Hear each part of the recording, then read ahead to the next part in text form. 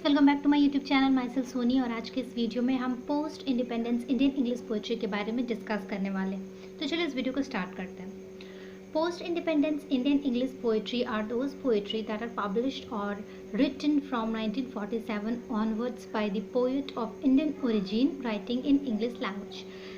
Friends, post independence Indian English poetry वो कविताएं हैं जो कि लिखी गई या फिर प्रकाशित हुई 1947 के बाद और उन पोएम्स को लिखा था इंडियन पोएट्स ने इंग्लिश लैंग्वेज में। This includes poetry from Indian diaspora as well. Post independence Indian English poetry की श्रेणी में वो पोएम्स भी आते हैं जो कि इंडियंस ने लिखे थे बट वो विदेश में सेटल हो चुके थे। कहने मतलब इंडियन डायस्पोरा का मतलब वो इंडियंस होते हैं जिनकी ओरिजिन तो इंडिया है बट वो अब सेटल कहीं ना कहीं फॉरेन कंट्री में हो गए। तो वैसे पोएट्स जो कि फॉरेन में सेटल हो चुके थे उनके द्वारा लिखी गई कविताएं भी post independence Indian English poetry की श्रेणी में आती हैं। तो फ्रेंड्स, आप देख सकते हैं कि मैंने इस वीडियो के शुरुआत में शुरुआत ही post independence Indian English poetry की डेफिनेशंस के साथ किया है। तो अगर आप भी अपने नोट्स में कुछ ऐसे डेफिनेशंस ऐड करते हैं तो वो प्लस पॉइंट होगा आपके आंसर राइटिंग के लिए और ये आपको आपके आंसर राइटिंग को और इन्हांस करेगा। Post independence Indian English poetry has witness the most crucial development.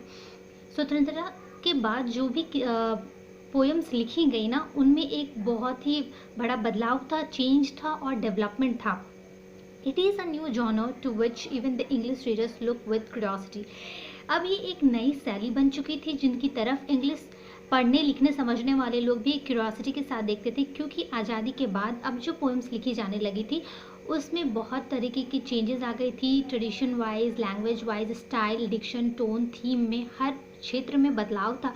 इसीलिए अब लोग भी जानने लगे थे, दूसरे कंट्रीज़ के लोग भी इंडियन इंग्लिश पोएट्री के बारे में जानने लगे थे और उनके अंदर भी क्यूरियोसिटी आने लगी थी कि अब इंडिया इंडिपेंडेंट हो चुका है, इंग्लिश लैंग्वेज भी उसे मिल चुका है, तो अब किस तरह का पोएम वो लिखेंगे। तो ये इस तरह से एक नई शैली बन गई। It marks a decisive break with the tradition established so far by the pre independence poet through thematic and technical innovation. कहने का मतलब ये है कि अब जो पोइट्रीज लिखी जाने लगी वो एक ट्रेडिशन जो इस्टेब्लिश हुआ था, एक जो इस्टेब्लिश कर दिया गया था प्री इंडिपेंडेंस पोएट के द्वारा, उसको ब्रेक कर रही थी। किस तरह से? अपने थीम से और टेक्निकल इनोवेशन से।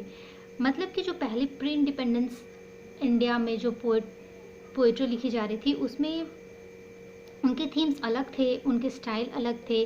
कहीं ना कहीं अब उनके पोएम्स में अभी भी एक अनसर्टेनिटी बनी हुई थी कि पता नहीं क्या होगा ब्रिटिशर्स के हाथों इंडिया इंडिपेंडेंट होगा या नहीं होगा, ऐसे कई सवाल भी रहते थे। बट अब क्योंकि इंडिया इंडिपेंडेंट हो चुका था तो अब बहुत सारे थीम थे हमारे पास, बहुत सारे सब्जेक्ट्स थी जिसके विषय में हमें डील करना था। इकोनॉमिक, पॉलिटिकल, सोशल चेंजेस हुए थे और इन सब को पोएम के तरह के द्वारा दर्शाना भी था। तो बहुत सारे चेंजेस हुई और ये एक तरह से एक्साइटमेंट भर रही थी ऑडियंस में के मन में भी और एक राइटर्स के भी मन में कि किस तरह का थीम अब वो आगे लेके चलेंगे और क्या रिस्पॉन्स मिलेगा उन्हें ऑडियंस की तरफ से।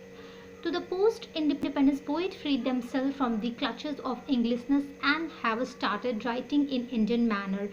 अब क्या होने लगा ना कि जो पोस्ट इंडिपेंडेंस पोएट थे उन्होंने अपने आप को एक जकड़ से, क्लच से, इंग्लिश के क्लच से, मतलब इंग्लिशनेस मतलब अंग्रेज़ों के उनके स्टाइल, उनके तौर तरीक़ों के क्लच से अपने आप को छुड़ाया और अब लिखना शुरू किया इंडियन मैनर में, एक इंडियन तरीक़ा में।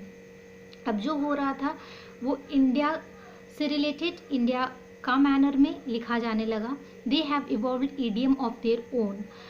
उन्होंने अपनी एक खुद की ईडियम, एक खुद का मुहावरा, ऐसे तो हिंदी में इडियम को कहते हैं, बट यहाँ कहने का मतलब है उनकी खुद की एक लैंग्वेज उन्होंने इस्टेब्लिश की जिस मैनर में वो इंडिया को रिप्रेजेंट करते। कहने का मतलब है कि लैंग्वेज इंग्लिश थी बट अब उन्होंने अपनी खुद की एक स्टाइल बनाई जिसमें वो इंडियन के प्रॉब्लम्स, इंडियन सोसाइटी, इंडियन के डेवलपमेंट को वो रिप्रेजेंट करते। They have evolved an idiom of their own, a kind of language in which Indian mind can be best expressed. एक ऐसा लैंग्वेज उन्होंने चुना जिसमें वो इंडियन माइंड्स को अच्छी तरीके से एक्सप्रेस कर सके, क्या सोचते हैं इंडियन, क्या उनका अब उनके क्या क्या उनके दिमाग में अब चल रहा है या आगे होगा, वो सबको अब अपने लैंग्वेज जो उन्होंने अपनाया इंग्लिशनेस का, मतलब अब जितना इफेक्ट था ब्रिटिशर्स का उसको हटाकर अब इंग्लिश लैंग्वेज में ही इंडिया क्या सोचेगा, इंडिपेंडेंट इंडिया, या फिर क्या कुछ संभावनाएं, क्या कुछ होगा या क्या बदलाव होगा,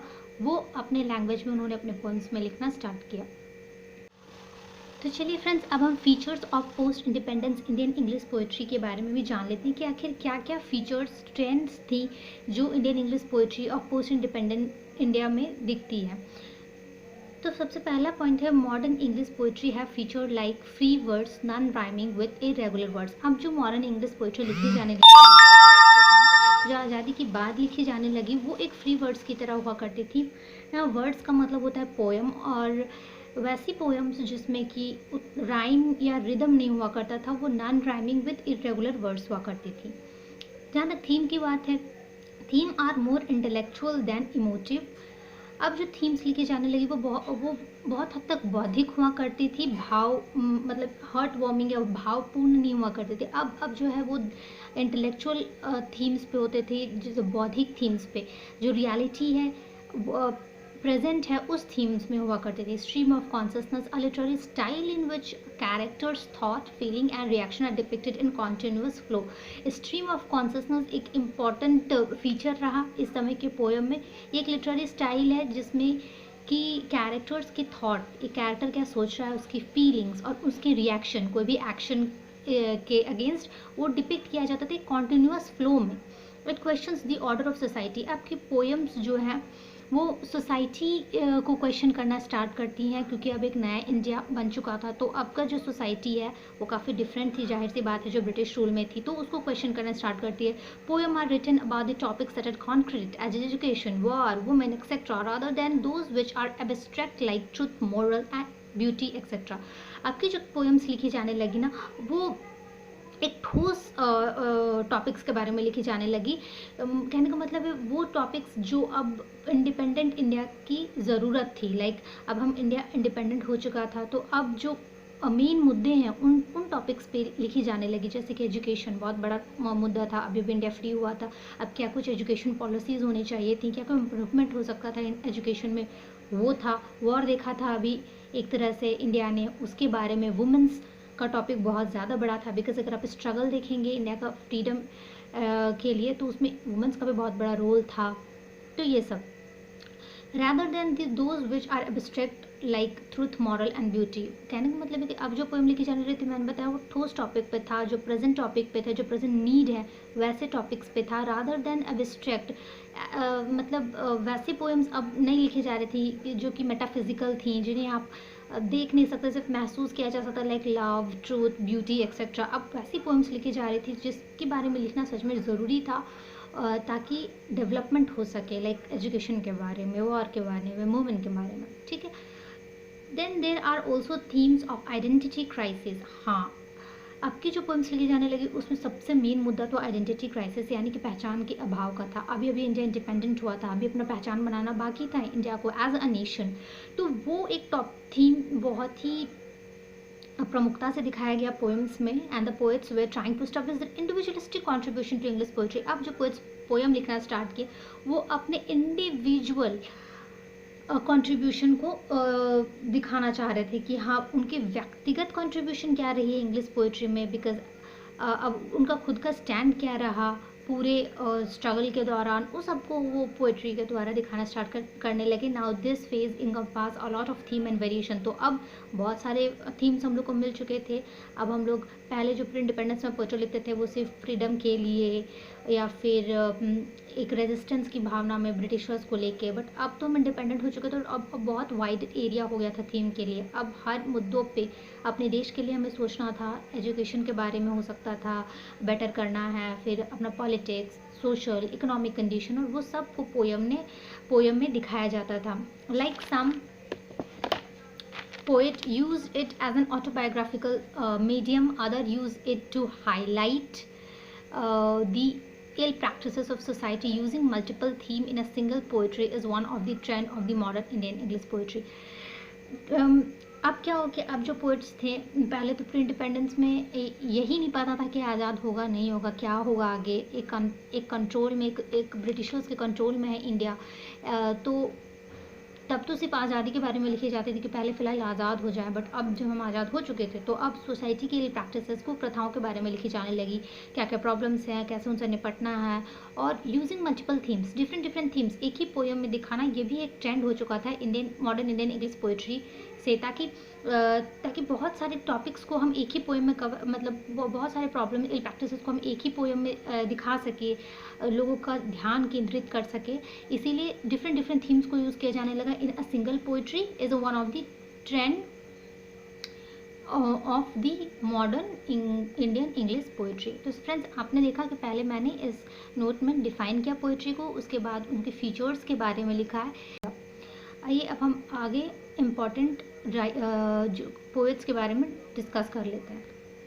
तो फ्रेंड्स, वैसे तो बहुत सारे पोएट का रोल रहा इंडिपेंडेंस में, लेकिन कुछ प्रमुख पोएट्स जो post independence Indian English poetry के लिए जाने जाते हैं, उनमें निज़ाम ज़िकिल, ए.के. रामानुजन, कमला दास एक्सेट्रा आती हैं। आइए सबके बारे में एक एक करके विस्तार में जानें। तो अब उसके बाद निज़ाम ज़िकिल के बारे में डाल सकते हैं कि Nissim Ezekiel is one of the most notable post independence Indian English poet. The theme of alienation, Nissim Ezekiel एक बहुत ही प्रमुख पोएट थे पोस्ट इंडिपेंडेंस इंडिया के दौरान, और the theme of alienation is central to his work. अलगाव की जो थीम थी, अलगाव की भावना, वो थीम ना बहुत ज़्यादा ही प्रमुख थी उनके पोएम्स में। अलगाव से मतलब अकेलेपन, लव, लोनलीनेस, उससे रिलेटेड है। Poem is an attempt to understand the Indian ethos and its view of suffering. उनके पोएम को आप जब पढ़ोगे तो आपको पता लगेगा कि कैसे उन्होंने इंडियंस की नेचर, एथोस मीन्स नेचर, और उनके सफरिंग के बारे में भी बताया है। उसके बाद A K. Ramanujan seeks to give way to awareness of social burden to the social burden, his Hindu heritage.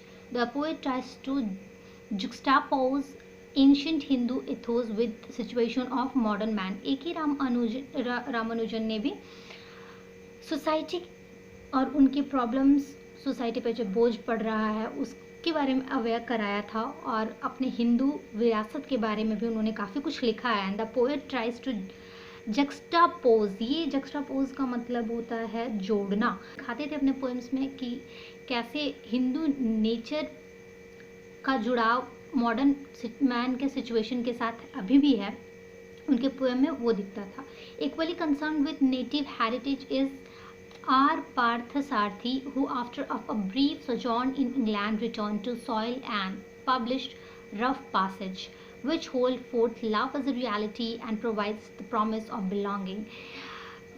उसके बाद और एक इम्पॉर्टेंट राइटर आ जाते हैं जो कि हैं आर पार्थसारथी। वो विदेश में रहकर आए थे, इंग्लैंड से लौटे थे, पर फिर भी उनका जुड़ाव अभी भी इंडिया के साथ था, जो उनका जिसकी भावना उन्होंने अपने बुक रफ पैसेज के द्वारा हमें। Equally preoccupied with deprivation and misery, disease and death is K. N.. Daruwalla. K. N.. Daruwalla भी बहुत इंपॉर्टेंट राइटर्स थे, और वो भी डिप्राइवेशन, मिजरी, इंडिया की डिजीज़, डेथ, उस समय फेमाइन भी हुआ था, तो वो सब के बारे में भी वो अपने पोएट में लिखा करते थे। मेन मोटिव इनका था ताकि वो अट्रैक्ट कर सके लोगों को इंडिपेंडेंट इंडिया के प्रॉब्लम्स, उसके सॉल्यूशंस की तरफ। So he observes the Indian scene with a trained eyes, but that with detachment. Jayant Mahapatra captures the landscape and Jagannath temple of Puri. Jayanta Mahapatra ji जो थे वो भी बहुत इम्पोर्टेंट पोएट थे, और वो लैंडस्केप्स, इंडियन लैंडस्केप, विलेजेस, और मेनली जगन्नाथ टेम्पल पुरी का, उसके आसपास की पोएम्स वो लिखा करते थे। While love, sex and sensuality form the major theme of his earlier poem. Social and political issues dominate the later. जो कि वो पहले जो पोएम लिखा करते थे उनमें लव, सेक्स एंड सेंसुअलिटी के मेजर थीम हुआ करती थी, बट अब जो वो पोएम लिखने लगे पोस्ट इंडिपेंडेंस में, वो पॉलिटिकल इश्यूज पे आधारित होने लगा। अच्छा, the rise of female poetic voice is the most significant event in post independence Indian English poetry. जो वुमेन्स जो स्ट्रगल में काफ़ी बढ़ चढ़ कर आई थी इंडिपेंडेंस में, तो जब इंडिपेंडेंस हो गई तो फीमेल पोएटिक वॉइस भी बहुत ज़्यादा उठी और बहुत ही ज़ोरों शोरों से उठी पोएट्री के द्वारा। मतलब कहने का मतलब है फीमेल हमारी पोएट्स भी हुआ, बहुत अच्छे अच्छे उन्होंने पोएम्स लिखे हैं। And Indian English poetry which depicts the changing position of women in modern India, और ये दर्शाता था कि अब वुमेन्स की पोजीशन भी इंडिया में चेंज हो रही है, क्योंकि अब वुमेन्स भी अपने आवाज़ को वॉइस करना शुरू कर चुकी थी थ्रू पोएम्स। तो जाहिर सी बात है उनकी पोजीशन चेंज हो ही रही थी। A distinguished writer in mother tongue Kamala Das publish 3 book of words, summer in Calcutta, the descent in the old play house and other poems. बहुत ही इंपॉर्टेंट आप कह सकते हैं पोएट, फीमेल पोएट वो कमला दास थी। उन्होंने अपने मदर टंग में भी 3 बुक पब्लिश की, summer in Calcutta, the descendant and the old play house. बहुत सारे पोएम्स और भी थी बट ये कुछ प्रमुख थी। With brutal frankness about sex, in Ya Allah she has presented the pain and suffering of female। उनकी एक थी पोएम या अल्लाह, उसमें उन्होंने pain and suffering of female के बारे में लिखा है। इन शॉर्ट वो बहुत ही ज़्यादा आउटस्पोकन थी अपनी पोएम में, कन्वेंशनल टोन हुआ करता। Then comes Monika Varma reveals her acuteness of nature in Dragonflies Draw Flame, Past Imperative and Alaknanda। Then Mamta Kalia wrote about love marriages, family, life and society, and there were many other important poets too, like Sunita Jain, Meena Alexander, Tapti Mukherjee etcetera. तो यहाँ मैंने कुछ important female poets का भी नाम add किया। आप चाहो तो और कोई और पोएट का भी नाम ऐड कर सकते हो ताकि आपके आंसर इलोंगेट हो। नहीं भी चाहो तो इतना काफ़ी होगा, it's more than enough. So the conclusion में अब हम आ जाते हैं। With the innovative use of diction and bold experiment with poetic modes, the post independence Indian English poet have infused new blood in their poetry and wrote poetry as good as that of a British American and Irish poet. हम conclude कर सकते हैं कि नए नए innovative use of Dickson और जो experiment उन्होंने किया था अपने पोएम में, थीम से लेके, स्टाइल से लेके, टोन से लेके, हर फील्ड में post independence Indian English poetry में उसने एक नई ऊर्जा, एक नई खून भर दिया post independence Indian English poetry में। और अब जो पोएट्री लिखी जाने लगी वो इक्वली गुड होने लगी ब्रिटिशर्स के पोएम जैसी ही, अमेरिका के और इरिश पोएम्स की तरह ही, और उन्हें भी टक्कर देता है। इनफैक्ट उनसे कुछ हद तक बेटर ही है। तो फ्रेंड्स ये था आज का वीडियो जिसमें मैंने ऑलमोस्ट एवरी फील्ड को कवर करने की कोशिश की है, जिसमें मैंने पहले डिफाइन किया feature and then the poets, important poets and then conclusion. ये मेंशन करना बहुत ज़्यादा ज़रूरी है। तो आई होप आपको ये वीडियो अच्छा लगा हो, और अगर आपको वीडियो अच्छा लगा हो तो प्लीज़ एक लाइक, शेयर एंड सब्सक्राइब ज़रूर कर दें। तब तक के लिए थैंक यू।